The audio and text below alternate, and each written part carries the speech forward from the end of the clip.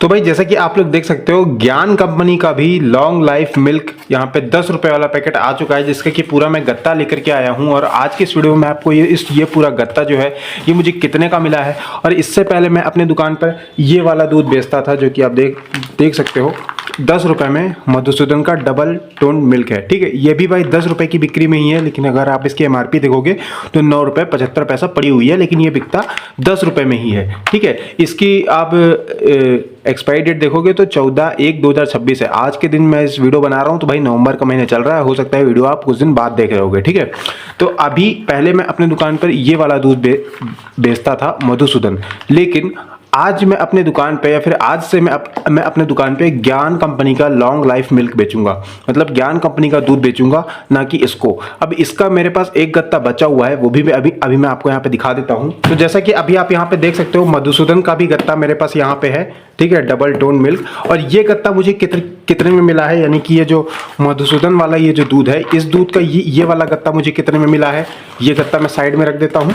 ठीक है, ये गत्ता खुला हुआ है, इसको मैं इसी के अंदर रख देता हूँ। और ये वाला गत्ता जो ज्ञान का अभी मैं अपने दुकान पर बेचने के लिए लेकर के आया हूँ, ये गत्ता मुझे कितने का मिला है, ये साफ साफ रेट का कंपेयर मैं आपको दिखाने वाला हूँ। और मेरे को ऐसा दिमाग में क्या आया कि मैं अब ये बेचना बंद करूंगा और ये बेचना शुरू करूंगा। वो सारी चीजें आपको आज की वीडियो में सही तरीके से पता चलने वाली है। ठीक है, तो अगर आप भी एक किराना दुकानदार हो तो वीडियो को अब तक लाइक नहीं किया है तो लाइक कर दीजिएगा, चैनल को भी सब्सक्राइब जरूर कर दीजिएगा। तो चलिए वीडियो को शुरू करते हैं। तो सबसे पहले मैं आपको ये वाला गत्ता पहले जो है खोल के दिखा देता हूँ। ठीक है, ज्ञान लॉन्ग लाइफ मिल्क है। अभी मैं आपको इसको खोल के दिखाता हूँ, जैसे क्योंकि भाई ये मधुसूदन वाला मिल्क तो गत्ता खुला हुआ है। अभी इसको खोल के दिखा देते हैं कि देखते हैं इसकी पैकेजिंग कैसी है। तो जैसे कि देखा आपने, अभी मैं आप ही के सामने ये गत्ता ओपन कर रहा हूँ और ये देखो, अब ये है भाई ज्ञान का दूध।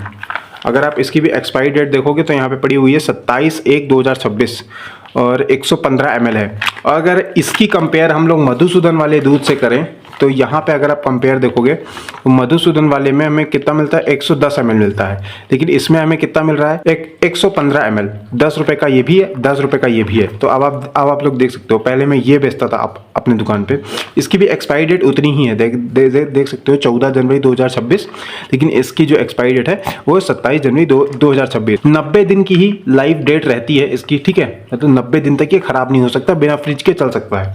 अब मैं आपको यहाँ पर रेट का कंपेयर बताने वाला हूँ, क्योंकि मैं पहले अपने दुकान पे ये बेचता था, अब ये बेचना शुरू कर रहा हूँ, ये इतना बेचने के खत्म करने के बाद।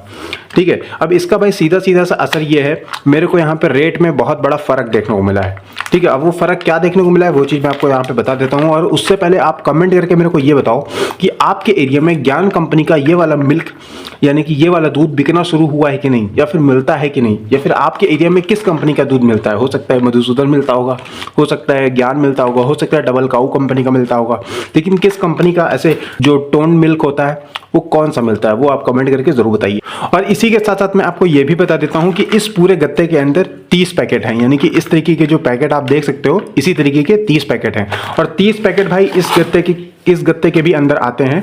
ठीक है, तो भाई सबसे पहले मैं आपको इसका रेट बता देता हूं कि मधुसूदन वाले दूध के गत्ते का रेट क्या था। ठीक है, तो यहाँ पे मैं लिख देता हूं, मैं आपको इस पर लिख करके दिखाता हूं तो साफ साफ दिखेगा। ठीक है, तो ये एक गत्ता जो है, ये जो मधुसूदन का ये वाला जो गत्ता है, ये गत्ता मैं लेकर के आता था 260 रुपए में। ठीक है, अब इसके अंदर कितने पीस होते हैं, 30 पीस।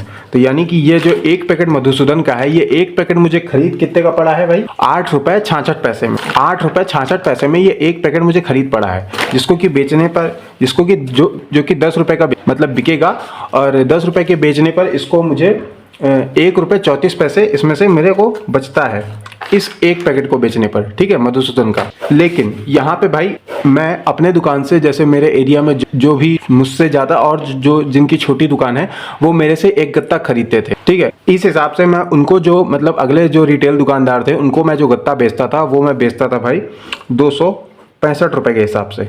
ठीक है, अब भाई उनको कितने रुपए का खरीद पड़ गया, ये 30 पैकेट होते हैं तो उनको भाई ये खरीद पड़ गया है 8 रुपए 83 पैसे के हिसाब से। यानी कि जो रिटेल दुकानदार मुझसे ये एक गत्ता खरीदा उसको ये एक पैकेट दूध कितने का पड़ा, 8 रुपए 83 पैसे के हिसाब से। यानी कि उनका जो एक पैकेट को बेचने पर जो फायदा होता था वो होता था 1 रुपए 17 पैसे का।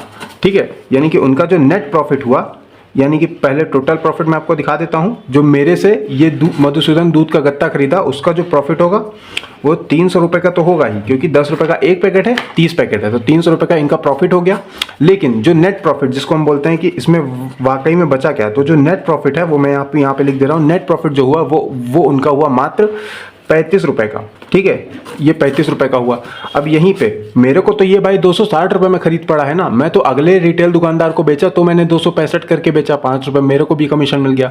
ठीक है, 5 रुपये यानी कि मेरा मार्जिन बन गया। लेकिन मैं जब इसे फुटकर में बेचता हूँ, क्योंकि भाई मेरे दुकान पे कस्टमर आते हैं दूध खरीदने के लिए, तो मैं उन्हें यही दूध तो बेचूंगा ना, तो भाई इसमें मेरा यहाँ पे जो प्रॉफिट निकल के आएगा वो भी निकल के आएगा 300 रुपये। लेकिन जो यहाँ पे मेरा नेट प्रॉफिट निकल करके आएगा, जो नेट प्रॉफिट होगा वो हमारा होगा 40 रुपये।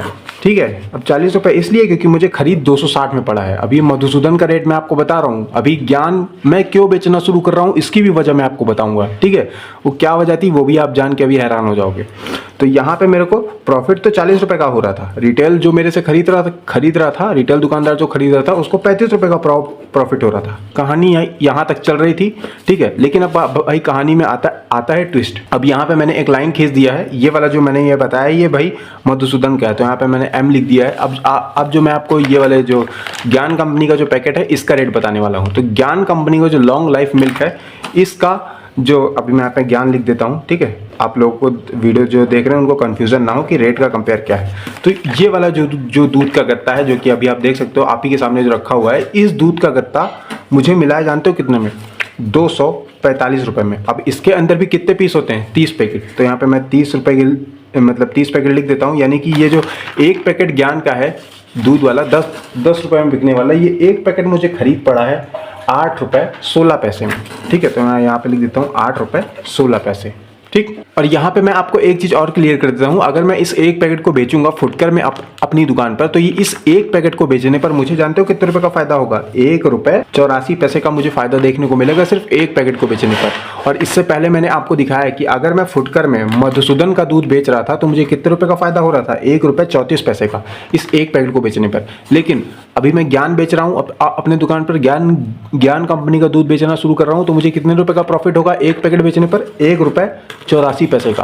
और इसी के साथ साथ मैं अगले रिटेल दुकानदार को, जो भी मेरे से दुकानदार जो दूध का गत्ता खरीदे थे, उनको मैं ये दूध बेच सकता हूँ 255 रुपये से 260 रुपये तक। ठीक है, क्योंकि यहाँ पे भाई मुझे ये रेट खरीद पड़ रहा था, और उन्हीं रिटेल दुकानदार को मैं अगर ये 5 रुपये कम करके दूंगा तो उन्हीं का तो फायदा बढ़ेगा ना। अब मैं चाहूँ ये मुझे खरीद ज्ञान का दूध ये जो ज्ञान कंपनी का जो दूध का गत्ता है ये मुझे खरीद पड़ा है 245 रुपये, तो मैं इसको 250 रुपये या 255 रुपये फिर 260 रुपये मतलब इसी प्राइस रेंज में बेच सकता हूँ। अब मान लो कि मैं 260 रुपये में बेचता हूँ, तो जो मेरे से रिटेल दुकानदार है ज्ञान कंपनी दूध का जो गत्ता खरीदा है उसको ये दूध जो पड़ेगा खरीद पड़ेगा वो पड़ेगा भाई 8 रुपये 66 पैसा। और उसको जो अगर जैसे जो मेरे से रिटेल दुकानदार ये ज्ञान कंपनी का दूध का गत्ता खरीदा है, अगर वो इस एक पैकेट को बेचेगा तो उसे कितना फायदा देखने को मिलेगा, उसको फायदा देखने को मिलेगा 1 रुपये 34 पैसा। तो अभी आपको यहाँ पे ये चीज क्लियर हो गया होगा कि भाई मुझे ये दूध खरीद पड़ रहा है 245 में। अब इसमें जो मेरा जो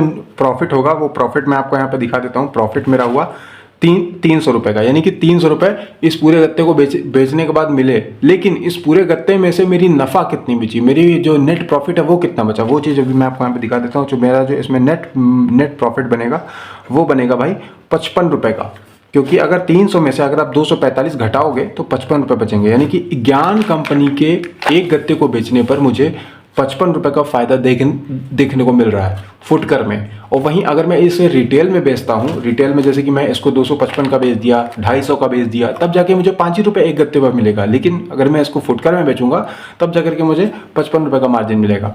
ठीक है, इसी के साथ साथ मैं आपको ये भी क्लियर कर देता हूँ कि जो रिटेल दुकानदार मेरे से ये ज्ञान दूध का गत्ता खरीदेगा, उसको मैं मान लो 260 रुपये में भी दिया, तो उसका फायदा पता है कितने रुपये का होगा, उसका फायदा होगा मतलब जो प्रॉफिट होगा वो तो पूरा होगा 300 रुपये, क्योंकि 30 ही पैकेट हैं। ठीक है, 300 रुपये का होगा, उसमें से जो उसका नेट प्रॉफिट होगा वो होगा भाई उसका पूरे 40 रुपये का।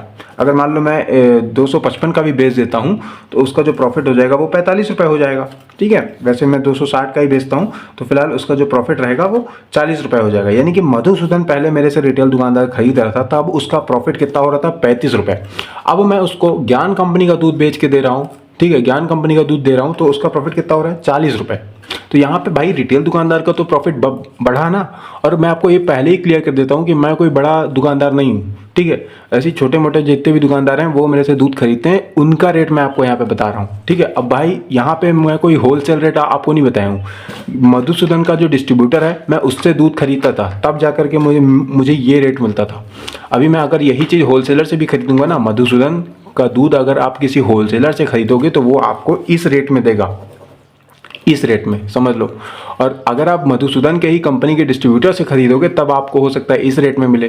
देखो भाई, अलग अलग जिले में अलग अलग प्राइस घट बढ़ सकती है, कोई ज़रूरी नहीं है कि यही प्राइस होगा। 5 रुपये, 10 रुपये, 20 रुपये तक का मतलब फ़र्क हो सकता है अलग अलग ज़िले में, क्योंकि अलग अलग ज़िले में जाने से टैक्स जो है वो कम या ज़्यादा हुआ करता है। अब यहाँ पे ज्ञान कंपनी का जो दूध है, ये भी मैं ज्ञान कंपनी के ही डिस्ट्रीब्यूटर से लिया हूँ, तब जा करके मुझे भाई ये 245 रुपये में पड़ा है। नहीं तो अगर आप ज्ञान कंपनी का दूध किसी होलसेलर दुकानदार से खरीदोगे ना, तो वो भी हो सकता है आपको 255 का दे या तो 260 का दे, ठीक है। ये चीज़ मैं आपको यहाँ पे क्लियर करना चाहता था कि आप जो भी मटेरियल या फिर जो भी प्रोडक्ट खरीद रहे हो, उसको आप कंपनी के सप्लायर से या फिर कंपनी के डिस्ट्रीब्यूटर से ही खरीदो। जो कंपनी का मतलब आपके एरिया का जो डिस्ट्रीब्यूटर है उसी से खरीदो, तब आपको जाकर के यहाँ पे सही कीमत देखने को मिलेगी। अब भाई इसी वजह से मैं अब मधुसूदन का दूध बेचना बंद कर रहा हूँ और ज्ञान का दूध बेचना शुरू कर रहा हूँ।